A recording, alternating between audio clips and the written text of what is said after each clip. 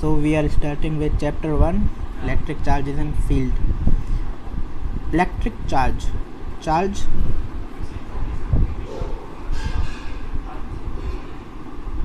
What we mean by charge? Charge होता क्या है? Charge is the property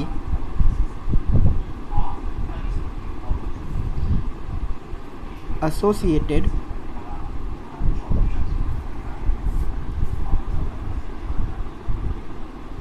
due to which it produces and experiences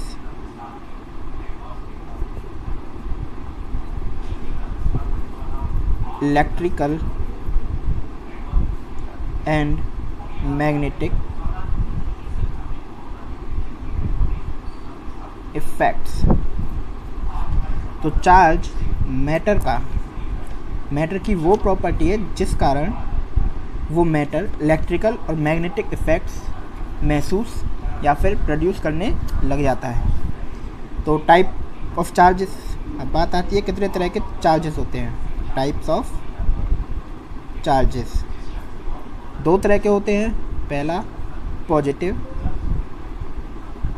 and दूसरा negative.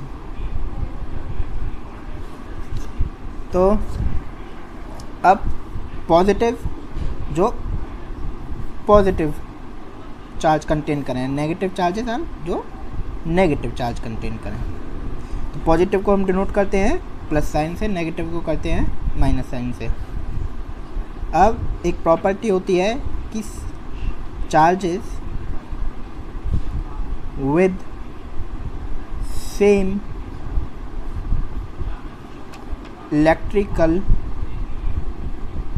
Sign repel each other. तो वो charges जो कि एक ही तरह के साइन या फिर चिन्ह के होते हैं, मान लो कि पॉजिटिव पॉजिटिव है और नेगेटिव नेगेटिव है, तो आपस में क्या करेंगे, रिपेल करेंगे, एक दूसरे से दूर जाएंगे. और इसी तरह से नेगेटिव एंड नेगेटिव चार्जेस. और चार्जेस विद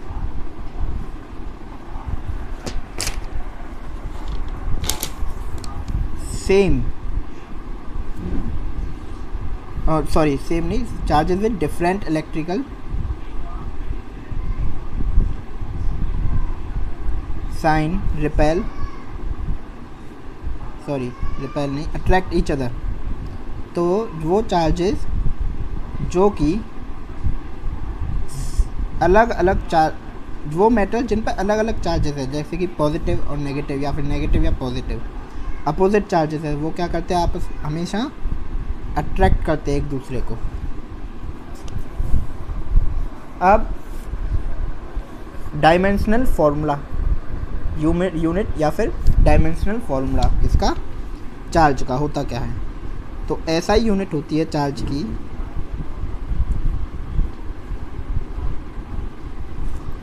इस कूलॉम्ब. इसको डिनोट करते हैं हम कैपिटल C से. एंड डायमेंशनल फॉर्मूला होता है इसका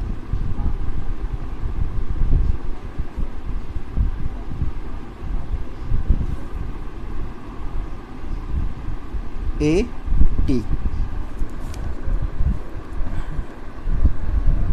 Next is point charge. What is point charge?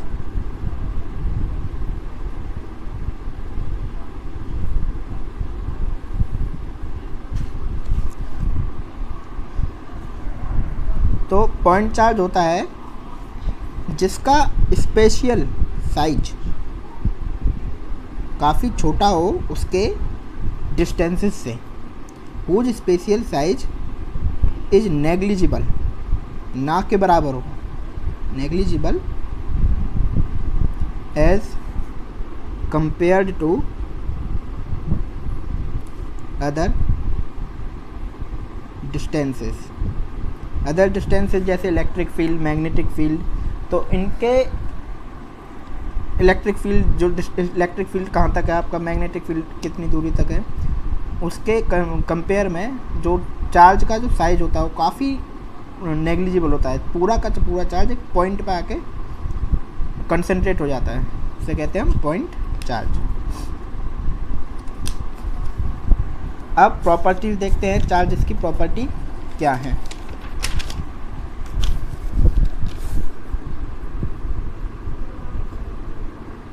Properties of charges. पहली प्रॉपर्टी है चार्ज एक स्केलर क्वांटिटी है। Charge is a scalar quantity. Scalar quantity इसलिए कि इसके ऊपर किसी भी चीज़ का कोई फ़र्क नहीं पड़ता। चार्ज किसी भी डायरेक्शन में, चार्ज की कोई डायरेक्शन नहीं होती, चार्ज बस चार्ज होता है। It is free of direction. Vector quantity नहीं है, स्केलर क्वांटिटी। अब दूसरी प्रॉपर्टी होती है चार्ज इज़ ट्रांसफरेबल। चार्ज को ट्रांसफ़र कर सकते हो आप एक जगह से दूसरी जगह। तो यदि कोई बॉडी, किसी बॉडी के ऊपर चार्ज है, मान लो कोई बॉडी है जो कि चार्ज कंटेन करके रखी है, तो इसको कह दो हम चार्ज बॉडी। और यदि वो बॉडी किसी अनचार्ज बॉडी के कांटेक्ट में आए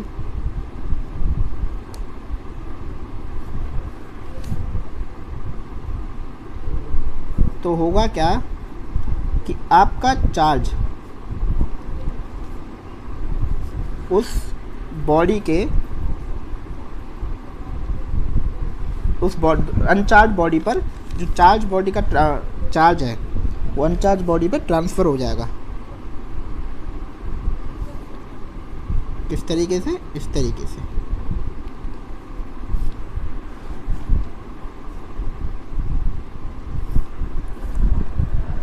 अब है अगला नेक्स्ट प्रॉपर्टीज, तीसरी property, third property, charge is always associated with mass.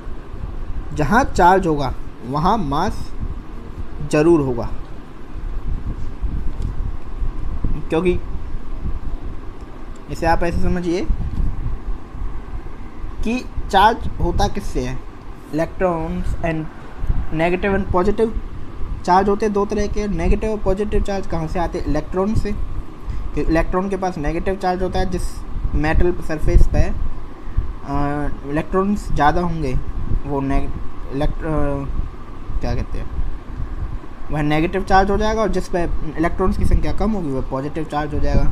लेकिन क्योंकि इलेक्ट्रॉन्स और प्रोटॉन्स का क्या होता है, मास होता है उनके पास भी, तो इसलिए चार्ज, जिस भी बॉडी पर चार्ज होगा उसका कोई मास जरूर होगा। लेकिन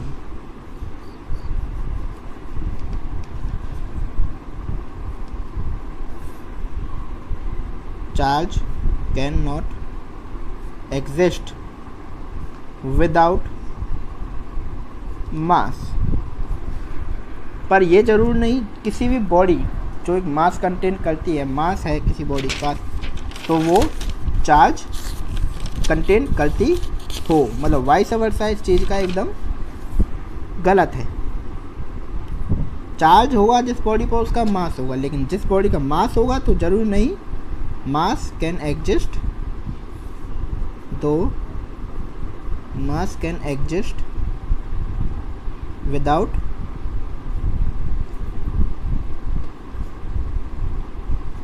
चार्ज। ये हो गई तीसरी प्रॉपर्टी। अब आते हैं चौथी पर, चार्ज इज कंजर्व्ड। तो चार्ज हमेशा कंजर्व होता है, जितना चार्ज आपके पास है उतना ही रहेगा। चाहे आप उसको एक बॉडी से दूसरी बॉडी पर ट्रांसफ़र कर दो तो वो उसकी जो क्वांटिटी है वो इतनी रहेगी। मान लो आपके पास एक कूलाम चार्ज है, तो एक बॉडी से दूसरी बॉडी पर यदि वो ट्रांसफ़र होता है तो टोटल चार्ज एक कूलाम भी रहेगा, वो बढ़ेगा नहीं ना ही घटेगा, क्योंकि चार्ज कभी भी, charge can neither be created, charge can neither be created nor be destroyed.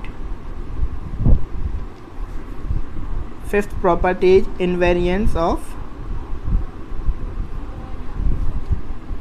Charge. इसका मतलब है कि आपकी चार्ज की जो न्यूमेरिकल वैल्यू है वो इंडिपेंडेंट होती है किससे, वेलोसिटी से।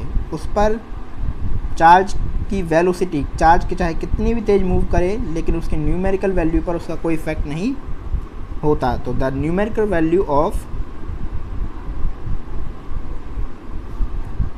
N elementary charge is independent of velocity. तो ये हो गई आपकी 5 प्रॉपर्टी। अब छठवीं प्रॉपर्टी आती है आपकी, charge produces electric field and magnetic field. जहाँ भी चार्ज होगा उसका कुछ ना कुछ इलेक्ट्रिक फील्ड होगा, और इलेक्ट्रिक फील्ड के साथ साथ क्या होगा, मैग्नेटिक फील्ड भी, उसका कुछ मैग्नेटिक फील्ड भी होगा। मैग्नेटिक फील्ड मतलब मैग्नेटिक फील्ड। तो अ चार्ज पार्टिकल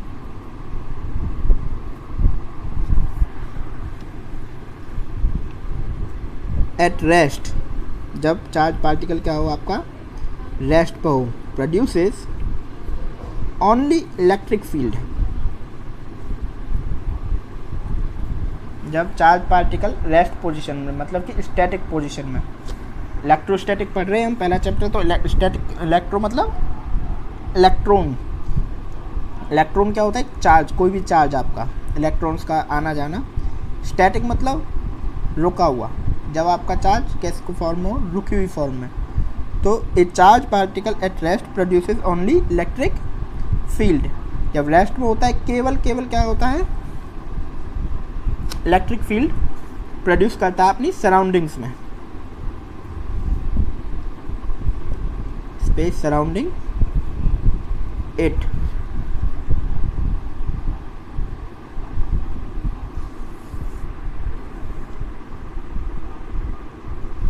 अब जब रेस्ट में होता है स्टैटिक पोजीशन में तो इलेक्ट्रिक फील्ड प्रोड्यूस करता है, लेकिन if the charge particle is in unaccelerated motion, it produces both electric and magnetic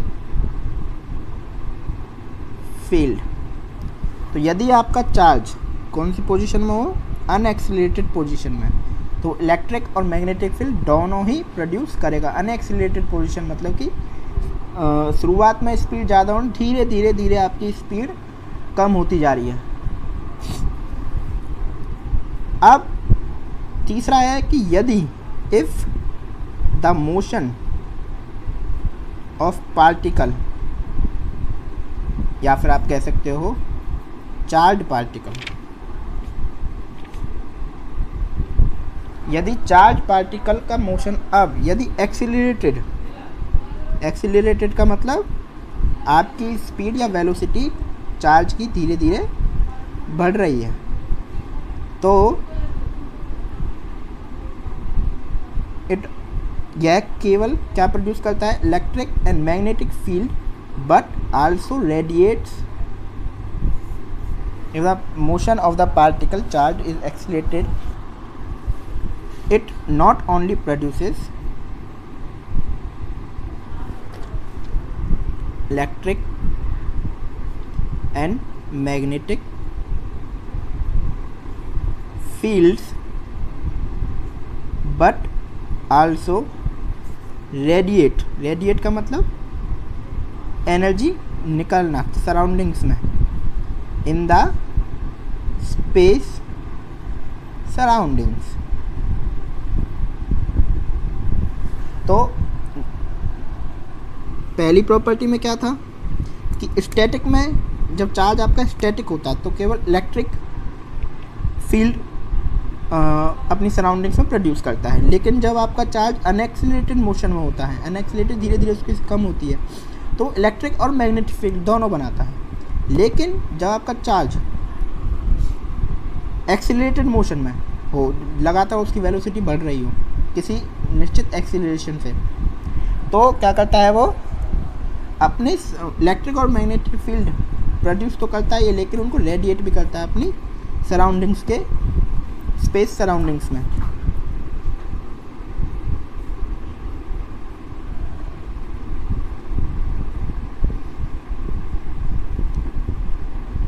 magnetic waves किस फॉर्म में? इलेक्ट्रोमैग्नेटिक वेव्स की फॉर्म में। नेक्स्ट प्रॉपर्टी ये थी, अब थी ये आपकी 6 थी। अब आते हैं 7th प्रॉपर्टी पर। तो क्या है? Charge resides on the surface of conductor.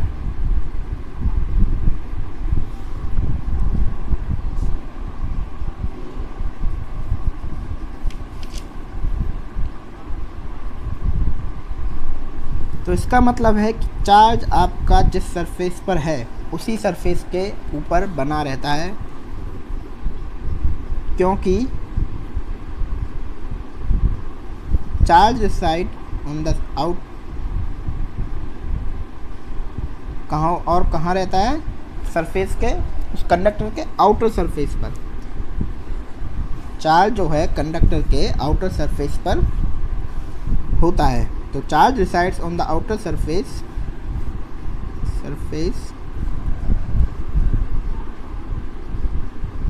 Of a conductor, क्योंकि बिकॉज सेम चार्जेस होते हैं वो रिपेल करते हैं, like charges repel each other and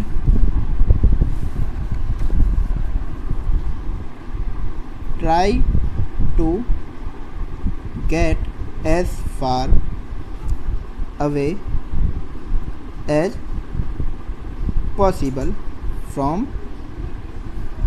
one another and stay at the farthest distance.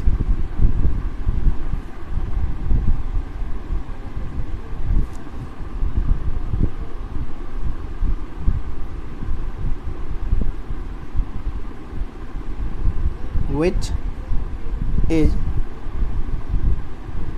outer surface of the conductor.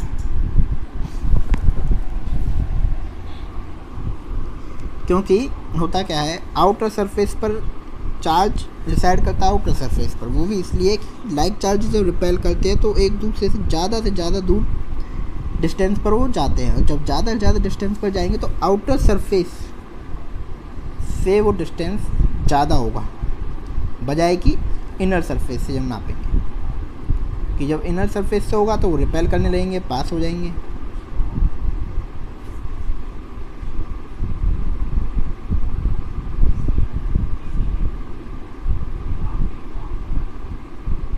तो this is इसलिए ही is solid and hollow conducting sphere of same outer radius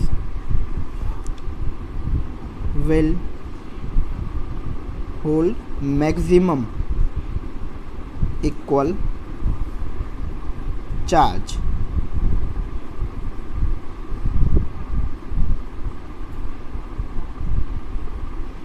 and a soap bubble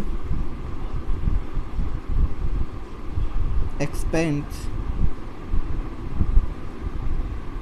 on charge.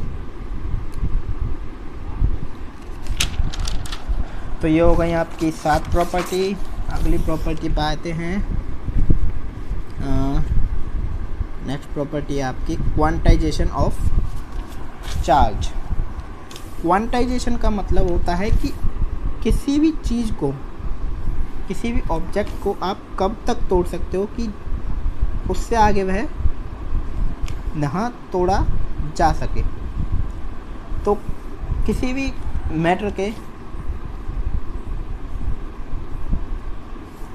किसी भी charge को, किसी भी object को आप तोड़ना शुरू करोगे, तोड़ते जाओ, चार्ज को तोड़ रहे हो। सबसे छोटा चार्ज आता है आपका इलेक्ट्रॉन। इलेक्ट्रॉन से आगे आप कुछ नहीं कर सकते। तो when a physical quantity can have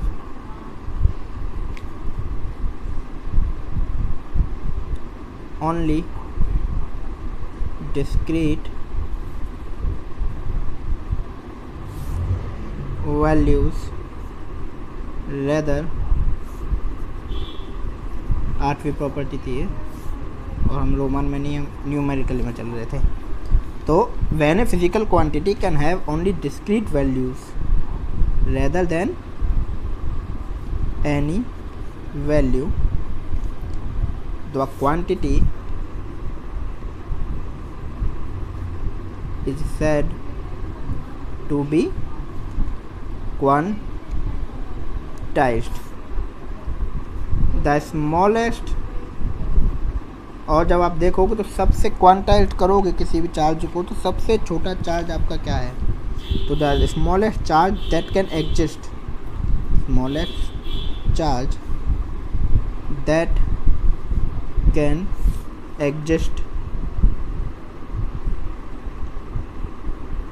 in nature is the charge